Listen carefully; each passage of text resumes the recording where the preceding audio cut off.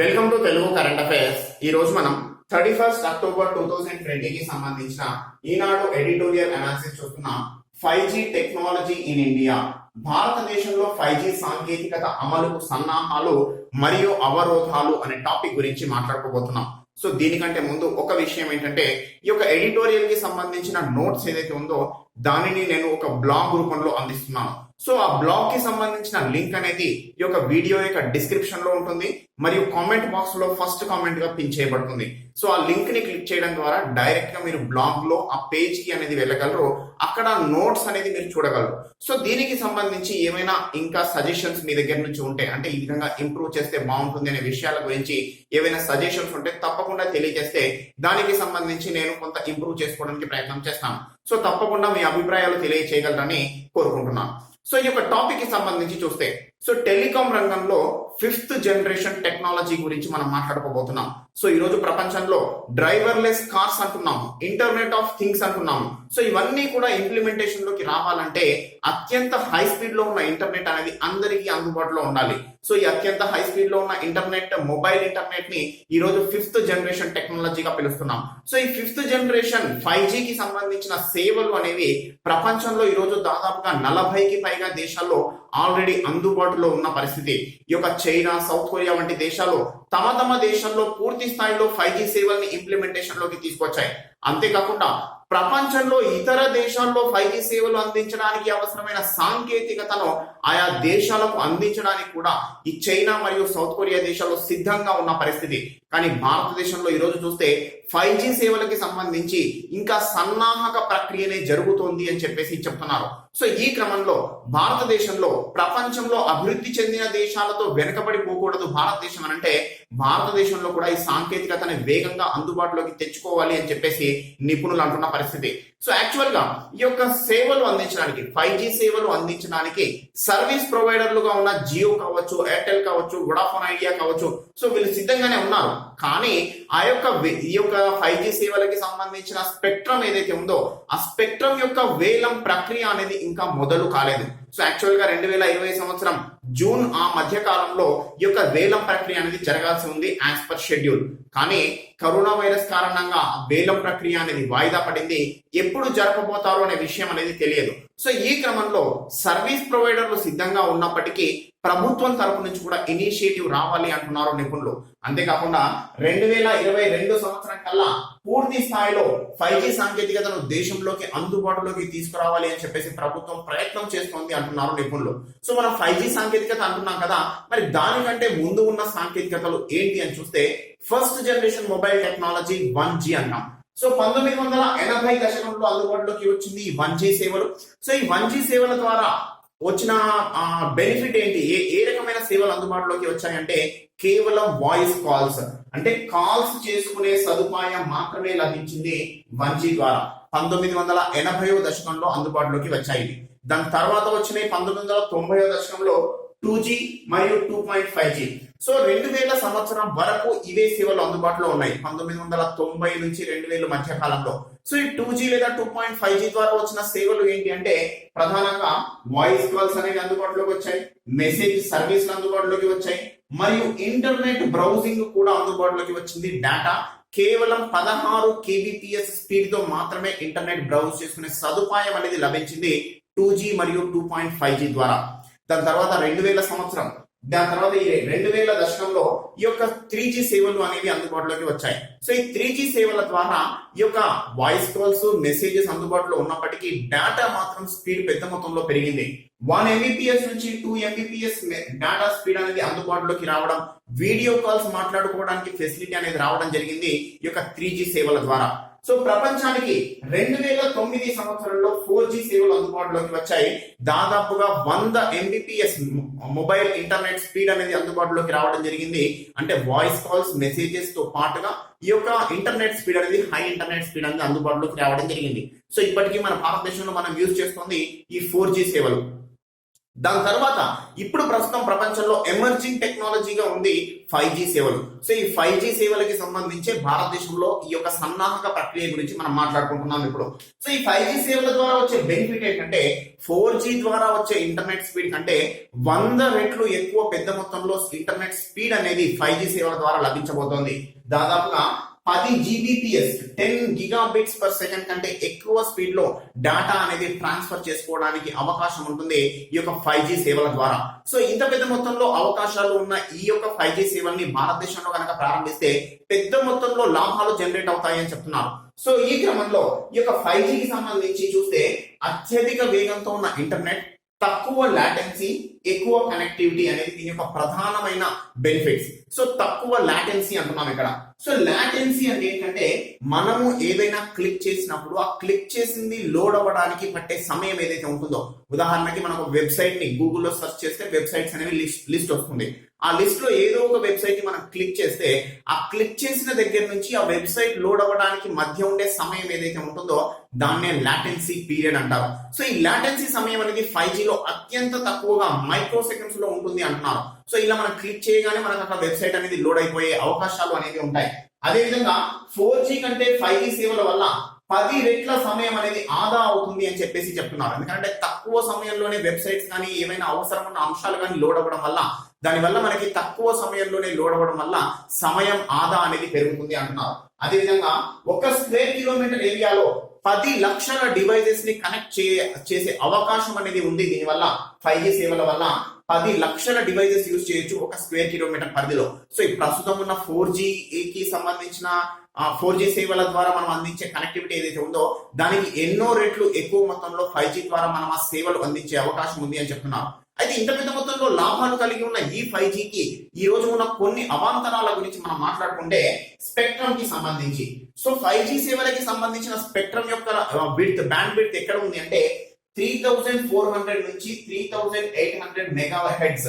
So 3400 నుంచి 3800 mega heads band లో భారతదేశంలో 5G సేవల్ని ఆపరేట్ చేయాలి అనుకుంటున్నారు. సో అది బానే ఉంది.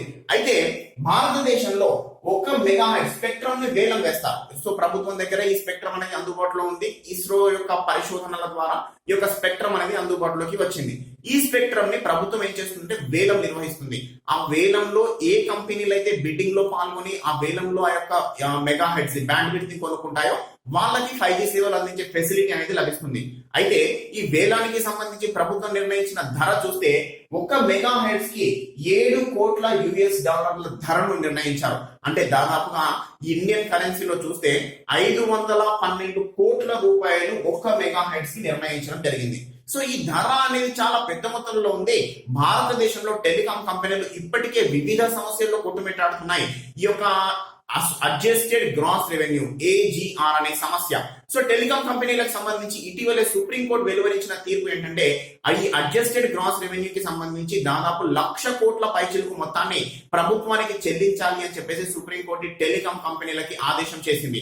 సో కారణం ఏంటంటే టెలికాం కంపెనీలు ప్రారంభం నుంచి తమ యొక్క ఆస్తులు దానికి సంబంధించి వస్తున్న రెవెన్యూపై ప్రభుత్వానికి వాటా చెల్లించట్లేదు.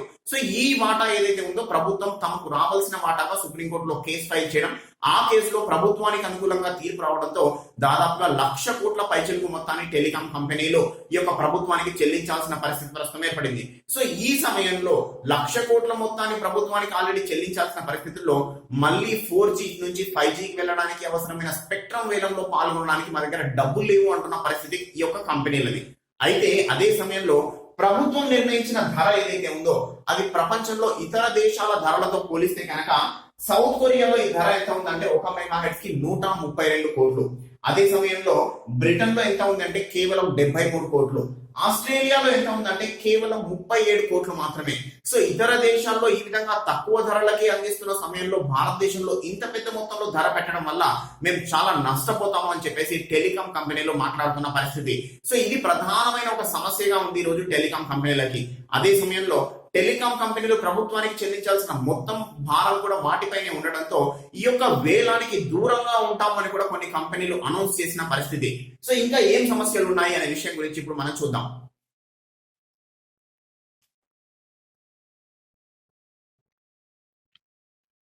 సో ఇంకా మిగిలిన సవాళ్లు ఏంటి అనే విషయం గురించి చూస్తే 5G సాంకేతికతను అమల్లోకి తీసుకురావడానికి అందుబాటులోకి తీసుకురావడానికి అవసరమైన ఇన్ఫ్రాస్ట్రక్చర్ గురించి మాట్లాడుకోవాలి.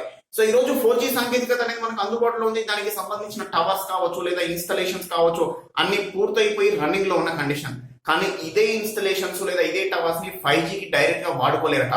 సో ఈ క్రమంలో 5G సాంకేతికతని అమల్లోకి తీసుకురావడానికి పూర్తి స్థాయిలో మళ్ళీ ఇన్ఫ్రాస్ట్రక్చర్ ని అందుబాటులోకి తెచ్చుకోవాల్సిన పరిస్థితి ఈ యొక్క టెలికాం కంపెనీలది. సో ఆ ఇన్ఫ్రాస్ట్రక్చర్ కొరకు మళ్ళీ దాదాపుగా 1,00,000 కోట్ల రూపాయలు ఖర్చు చేయాల్సిన పరిస్థితి. సో ఈ క్రమంలో ఆల్రెడీ ఇంత పెద్ద భారంలో ఉన్నారు. ఏజీఆర్ ఈ యొక్క అడ్జస్టెడ్ గ్రాస్ రెవెన్యూకి సంబంధించి ప్రభుత్వానికి చెల్లించాల్సిన మొత్తంతోనే సమస్యలు ఎదుర్కొంటున్న టెలికాం కంపెనీలకు వేలం పాట ద్వారా ప్రపంచంలోనే ఎక్కడా లేనంత ధర చెల్లించి కొనాల్సిన పరిస్థితి వేలం పాట ద్వారా 5G స్పెక్ట్రానే. అంతేకాకుండా రెండో అంశం ఏంటంటే ఇన్ఫ్రాస్ట్రక్చర్ కి సంబంధించి కూడా పెద్ద మొత్తంలో ఖర్చు చేయాల్సిన పరిస్థితి. ఇంతకుముందు చూస్తే ఒక 6 నెలల క్రితం, ఒక సంవత్సరం క్రితం చూస్తే భారతదేశంలో 5G సేవలకి సంబంధించిన ఇన్ఫ్రాస్ట్రక్చర్ ని ఇన్స్టాల్ చేయడానికి హువావే అనే కంపెనీ సిద్ధంగా ఉన్నారు అని చెప్పేసి ప్రకటించారు. సో చైనాకు చెందిన కంపెనీ. అయితే హువావే కంపెనీపై ఉన్న ఒక అలిగేషన్ ఏంటంటే బ్యాక్ డోర్ ద్వారా ప్రపంచంలో ఏ దేశంలో అయితే ఈ యొక్క సేవలు అందిస్తుందో హువావే అక్కడి నుంచి ఆ యొక్క వినియోగదారుల యొక్క డేటాను చైనాకి ఎక్స్పోర్ట్ చేస్తుంది. ప్రపంచంలో ఈ విధంగా దాదాపుగా ఎక్కడైతే హువావే యొక్క సేవలు అనేవి ఉన్నాయో అక్కడ ఆయా దేశాల మొత్తం యొక్క డేటా అనేది ఈరోజు చైనాలో అందుబాటులో ఉంది అని చెప్పేసి నివేదికలు వెలువరించాయి. సో ఈ క్రమంలో హువావే కంపెనీని చాలా దేశాలు బ్యాన్ చేసిన పరిస్థితి. కరోనా వైరస్ తర్వాత చైనాపై వచ్చిన నెగటివిటీ కారణంగా ఇంకా కొన్ని దేశాలు ఏవైతే హువావేని సపోర్ట్ చేస్తున్నాయో ఆయా దేశాలు కూడా ఈరోజు హువావేని బహిష్కరించిన పరిస్థితి. ప్రధానంగా యూరోప్ లోని కొన్ని దేశాల్లో హువావే ద్వారానే, హువావే ఇన్స్టలేషన్స్ ద్వారానే 5G సేవలు అందుబాటులోకి తీసుకురావడానికి ఒప్పందాలు కూడా జరిగిపోయాయి. ఆ తర్వాత కరోనా కారణంగా చైనాపై వచ్చిన నెగటివిటీ కారణంగా హువావే సంస్థను బ్యాన్ చేశాయి. ఈరోజు అమెరికా దేశం కూడా హువావే సంస్థని పూర్తి స్థాయిలో బ్యాన్ చేస్తున్నట్టుగా ప్రకటించింది. సో ఈ క్రమంలో ఇండియా కూడా హువావేని దూరం పెట్టాలా వద్దా అనే సందిగ్ధంలో ఉన్న పరిస్థితుల్లో ఇండియా చైనా మధ్య ఉద్రిక్తతలు ఇవన్నీ కారణాల వల్ల భారతదేశం ఆత్మనిర్భర భారత్ అభియాన్ అనౌన్స్ చేసింది. సో ఈ ఆత్మనిర్భర భారత్ అభియాన్ తర్వాత భారతదేశంలో దేశీయంగానే పూర్తి స్థాయిలో అన్ని రకాల సేవల్ని అందుబాటులోకి తెచ్చుకోవాలి అనే ఉద్దేశంతో పెద్ద మొత్తంలో ప్రయోగాలు అనేవి మొదలయ్యాయి. సో ఈ క్రమంలోనే రిలయన్స్ సంస్థ ముందుకు వచ్చి చేసిన అనౌన్స్మెంట్ ఏంటంటే 5G సేవలకి సంబంధించి పూర్తి దేశీయ స్థాయిలో మేము పూర్తి స్థాయిలో ఇన్ఫ్రాస్ట్రక్చర్ డెవలప్ చేస్తున్నాము. భారతదేశానికి 5G సేవలకు సంబంధించిన సాంకేతికతని పూర్తి స్థాయిలో అందించడానికి సిద్ధంగా ఉన్నాము రాబోయే కొన్ని రోజుల్లో అని చెప్పేసి అనౌన్స్ చేశారు. కేవలం భారతదేశానికే కాదు, ప్రపంచంలో చాలా దేశాలకు 5G సాంకేతికతను అతి తక్కువ ధరలో అందించడానికి రిలయన్స్ సంస్థ పూర్తి స్థాయిలో కృషి చేస్తుంది అని చెప్పేసి అనౌన్స్ చేసిన పరిస్థితి. రిలయన్స్ యొక్క ఈ యొక్క యాన్యువల్ జనరల్ మీటింగ్ లో ఈ యొక్క దాన్ని అనౌన్స్ చేశారు. అంతేకాకుండా రిలయన్స్ సంస్థ చేస్తున్న ఇంకొక అనౌన్స్మెంట్ ఏంటంటే 5G సేవలకి సంబంధించి మొబైల్ ఫోన్ ఏదైతే ఉందో దాని యొక్క ప్రస్తుతం ఉన్న యావరేజ్ కాస్ట్ ఎంతంటే దాదాపుగా 30,000. సో 30,000కి మార్కెట్ లో అందుబాటులో ఉన్న 5G సేవల మొబైల్ ని రిలయన్స్ సంస్థ గూగుల్ తో కలిసి గూగుల్ సాఫ్ట్వేర్ ని ఉపయోగించుకుంటూ కేవలం 5,000 రూపాయలకి ఆ మొబైల్ ని అందుబాటులోకి తీసుకురాబోతున్నామని చెప్పేసి అనౌన్స్ చేసింది వాళ్ళ యొక్క AGM యాన్యువల్ జనరల్ మీటింగ్ లో. సో ఈ క్రమంలో ఈ యొక్క మనం ఇతర దేశాలపై ఆధారపడాలన్న ఈ యొక్క అంశం ఏదైతే ఉందో అది భారతదేశంలో దేశీయంగానే పూర్తి స్థాయిలో సాకృతమయ్యే అవకాశం కనిపిస్తోంది రిలయన్స్ సంస్థ ద్వారా. యాక్చువల్ గా రిలయన్స్ సంస్థ ఈ అనౌన్స్మెంట్ చేయకముందు భారతదేశము ఈ యొక్క క్వాల్కమ్, హువావే, నోకియా, వెరిజాన్ వంటి వివిధ కంపెనీలతో ఈ యొక్క దీనికి సంబంధించి ఒప్పందాలు చేసుకోవాలి అని చెప్పేసి ప్రయత్నం చేసింది. ఒక్కో టౌన్ లో ఒక్కో సంస్థ ఒక్కొక్క సర్వీస్ ప్రొవైడర్ తో కలిసి, అంటే ఉదాహరణకు క్వాల్కమ్ సంస్థ బెంగళూరులో వొడాఫోన్ తో కలిసి 5G సేవల యొక్క టెస్టింగ్ కి పూనుకుంటే ఈ యొక్క హువావే కంపెనీ ఇంకో టౌన్ లో ఎయిర్టెల్ తో కలిసి ఈ యొక్క ఎయిర్టెల్ సర్వీస్ ప్రొవైడర్ తో కలిసి టెస్టింగ్ కొరకు పూనుకుంది. సో ఈ విధంగా జరుగుతున్న పరిణామంలోనే రిలయన్స్ సంస్థ అనౌన్స్మెంట్ రావడం, రిలయన్స్ సంస్థ అనౌన్స్మెంట్ వచ్చిన తర్వాత భారతదేశం పూర్తిగా దేశీయ పరిజ్ఞానంతోనే ముందుకెళ్ళాలి అనే ఆలోచనలో ఉన్నట్టుగా తెలుస్తోంది ప్రస్తుతం. ఎందుకంటే చాలా తక్కువ ఖర్చుతోనే పూర్తయ్యే అవకాశం ఉంది ఈ యొక్క ఇన్ఫ్రాస్ట్రక్చర్ కి సంబంధించిన ఈ యొక్క ఖర్చు అనేది. అంతేకాకుండా టారిఫ్ ధర. సో ఈ రోజు చూస్తే 4G సేవలకి సంబంధించి ఉన్న టారిఫ్ ధరనే పెద్ద మొత్తంలో పెంచాలి అని చెప్పేసి కంపెనీలు పోరాటం చేస్తున్నాయి. ఈ రోజు ప్రతి యూజర్ నుంచి కంపెనీలకి వస్తున్న యావరేజ్ రెవెన్యూ ఎంత ఉందంటే దాదాపుగా 170 రూపాయలు ఆ రేంజ్ లో ఉంది. సో దానిని డబుల్ చేసుకుంటేనే మేము మనుగడ కొనసాగించగలమని చెప్పేసి వోడాఫోన్ ఐడియా ఎన్నో రోజుల నుంచి గొడవ చేస్తున్న పరిస్థితి. కానీ అదే సమయంలో రిలయన్స్ సంస్థ ఆ యొక్క టారిఫ్లు పెంచడానికి వ్యతిరేకంగా ఉన్న క్రమంలో ప్రస్తుతం ఉన్న టారిఫ్లతోనే ముందుకు వెళ్తున్నారు. కానీ రాబోయే రోజుల్లో 4G కి సంబంధించే టారిఫ్లు పెంచాల్సిన పరిస్థితి రావచ్చు అని చెప్పేసి చెప్తున్న పరిస్థితి. అయితే ఈ సమయంలో 5G సేవలు కనుక అందుబాటులోకి వస్తే పరిస్థితి ఏంటంటే 5G సేవలు అందుబాటులోకి తీసుకురావడానికి స్పెక్ట్రమ్ కి సంబంధించి కొన్ని లక్షల కోట్లు ఖర్చు పెడతాయి కంపెనీలు. అదే సమయంలో ఇన్ఫ్రాస్ట్రక్చర్ కి సంబంధించి కూడా పెద్ద మొత్తంలో ఖర్చు పెడతాయి. మరి ఇంత పెద్ద మొత్తంలో ఖర్చులు పెట్టి తక్కువ టారిఫ్ అయితే వాళ్ళు ఏమి అందించారు. ఆ టారిఫ్ అంటే ఆ ధర, మనం చెల్లించాల్సిన, వినియోగదారులు చెల్లించాల్సిన ధర కూడా పెద్ద మొత్తంలో ఉండే అవకాశం ఉంది. కానీ భారతదేశంలో చూస్తే 95% మంది ప్రీపెయిడ్ వినియోగదారులు ఉన్నారు. సో ప్రీపెయిడ్ వినియోగదారులు ఉన్న వీళ్ళు పెద్ద మొత్తంలో ఖర్చు పెట్టడానికి వెనుకంజ వేసే అవకాశం ఉంది అంటున్నారు నిపుణులు. సో ఈ క్రమంలో పెద్ద మొత్తంలో టారిఫ్ ధర మరి ఎంతమంది చెల్లిస్తారు అనే విషయంపై కూడా ప్రస్తుతం అంబిగ్విటీ కొనసాగుతున్న పరిస్థితి టెలికాం కంపెనీలకి. అదే విధంగా ఈ రోజు 5G మొబైల్స్ కి సంబంధించి ఈ రోజు ప్రస్తుతం మనం వాడుతున్న 4G కి సంబంధించిన మొబైల్స్ ఏవైతే ఉన్నాయో ఆ 4G మొబైల్స్ అనేది 5G ని అందుకోలేవు. సో ఈ క్రమంలో వినియోగదారులు మళ్ళీ నూతనంగా ఈ మొబైల్స్ ని పక్కన పెట్టి నూతన మొబైల్స్ ని కొనాల్సిన పరిస్థితి. ఈ రోజు భారతదేశంలో స్మార్ట్ ఫోన్ యొక్క యావరేజ్ కాస్ట్ ఎంత అంటే 12,000. సో ఈ 12,000గా ఉన్న ఈ యావరేజ్ కాస్ట్ ని నూతన మొబైల్స్ కనుక కొనాలి అంటే దాదాపు 30,000 చెల్లించాల్సిన పరిస్థితి వచ్చే అవకాశం ఉంది. అయితే ఇంత పెద్ద మొత్తంలో 30,000 పెట్టి కొత్త మొబైల్ కొని వాడే పరిస్థితి ఎంతమంది భారతీయులకి అందుబాటులో ఉంటుంది అనే విషయంపై కూడా ఈరోజు సందిగ్ధత నెలకొన్న పరిస్థితి. సో ఈ సమయంలో రిలయన్స్ చేసిన అనౌన్స్మెంట్ అనేది ఒక ఆశావాహంగా కనిపిస్తుంది. 5,000 రూపాయలకి 5G మొబైల్ తీసుకొస్తామని చెప్పేసి. సో అది బాగానే ఉంది. కానీ ఇందులో పూర్తి స్థాయిలో ఇంప్లిమెంటేషన్ లోకి వచ్చి దాని యొక్క మనుగడ, ఆ యొక్క మొబైల్ యొక్క మనుగడ ఎన్ని రోజులు కొనసాగుతుందనే విషయాలపై కూడా ఆ యొక్క మొబైల్ లాంగివిటీ గురించి మనం ఆలోచించాల్సిన పరిస్థితి. అదే సమయంలో భారతదేశం చేసిన ఇంకొక అనౌన్స్మెంట్ ఏంటంటే పూర్తి దేశీయ పరిజ్ఞానంతో భారతదేశానికి సపరేట్ గా ఒక 5G నెట్వర్క్ ఏర్పాటు చేసుకుంటామని చెప్పేసి. సో ఆ విధంగా ఏర్పాటు చేయడం వల్ల సంస్థలకి సంబంధించి దాదాపు 30 నుంచి 40% ఖర్చు పెరిగే అవకాశం ఉంది. అదే సమయంలో భారతదేశంలో దేశానికి సపరేట్ గా ఏర్పాటు చేసిన 5G సేవల ద్వారా ఇతర దేశాల వ్యక్తులు కనుక భారతదేశంలోకి వస్తే వాళ్ళకి ఆ సేవలు అందే అవకాశం ఉండదు అంటున్నారు. సో ఈ క్రమంలో ఇంటర్నేషనల్ టెలికాం యూనిట్ వారు చెప్పిన స్టాండర్డ్స్ ప్రకారంగా 5G టెక్నాలజీ కనుక ఇన్స్టాల్ చేసుకుంటే ప్రపంచంలో మన భారతదేశ వ్యక్తి, మన భారతదేశ 5G మొబైల్స్ యూజ్ చేస్తున్న వ్యక్తి ఇతర దేశాలకు వెళ్ళినా లేదా ఇతర దేశాల వ్యక్తులు భారతదేశంలోకి వచ్చిన ఆ యొక్క సేవలు పొందడంలో ఎలాంటి సమస్య ఉండదు అని చెప్పేసి నిపుణులు చెప్తున్నారు. సో ఈ క్రమంలో ఇవన్నీ సమస్యల్ని అధిగమిస్తూ మరి ఏ విధంగా ముందడుగు పడుతుంది అనే విషయాల గురించి మనం రాబోయే రోజుల్లో చూడాలి. ఎందుకంటే 2022 చివరికల్లా భారతదేశంలో 5G సేవల్ని అందుబాటులోకి తీసుకొస్తామని చెప్పేసి ప్రభుత్వం చెప్తున్న క్రమంలో దానికి సంబంధించి ఇప్పుడు పడే ముందడుగులు, ఇప్పుడు తీసుకునే నిర్ణయాలే రాబోయే రోజుల్లో 5G సేవలు భారతదేశంలో ప్రారంభం కావడానికి అవి ఒక ముందడుగుగా ఉంటాయి అని చెప్పేసి నిపుణులు చెప్తున్న పరిస్థితి. సో ఇదండి ఈ రోజు వచ్చిన ఎడిటోరియల్ అంశం. నెక్స్ట్ ఇంకో ఎడిటోరియల్ తో మళ్ళీ కలుస్తాను. Thank you.